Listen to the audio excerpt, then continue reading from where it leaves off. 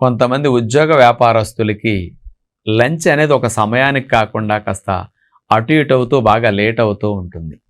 రోజు lunch late అయ్యే వరకు గ్యాస్ట్రిక్ సమస్యలు, అల్సర్లు, ఎసిడిటీలు వస్తున్నాయి అని ఇలా ఫీల్ అవుతూ ఉంటారు. అవి రాకుండా ఉండాలి లంచ్ లేట్ అయినా కానంటే, మీరు లంచ్ లేట్ అయిందని ముందు కాఫీలు కానీ, టీలు కానీ ఇట్లాంటివి తాకండి. ఆ సమయంలో నీళ్లు తాగుతూ ఉండండి. ఎసిడిటీ, గ్యాస్ట్రిక్ ఇష్యూస్ అసలు రాకుండా ఉంటాయి. ఒకవేళ లంచ్ లేట్ అయినా మీకు అప్పుడు నష్టం ఉండదు. లంచ్ లేట్ అయినప్పుడు నాకు లేట్ అవుతున్నది, తింటే బాగుండని మనసులో ఆలోచన ఎక్కువ పెట్టకుండా మీరు పని మీద మనసు పెట్టి వెళ్ళిపోండి.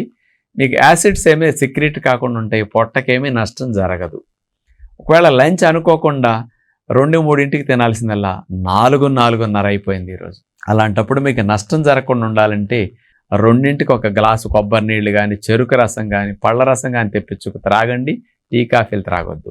ఇలా జ్యూస్ తాగి ఒకేసారి 4ంటికి డిన్నర్ తినండి. మీరు తిన్న ఆహారం 4ంటికి తింటే రాత్రి 9ంటికల్లా 10ంటిలో పరిగిపోతుంది. నైట్ నుంచి రేపు ఉదయం వరకు బాడీ రిపేరు, క్లీనింగ్ చేసుకుంటూ మిమ్మల్ని రక్షిస్తుంది.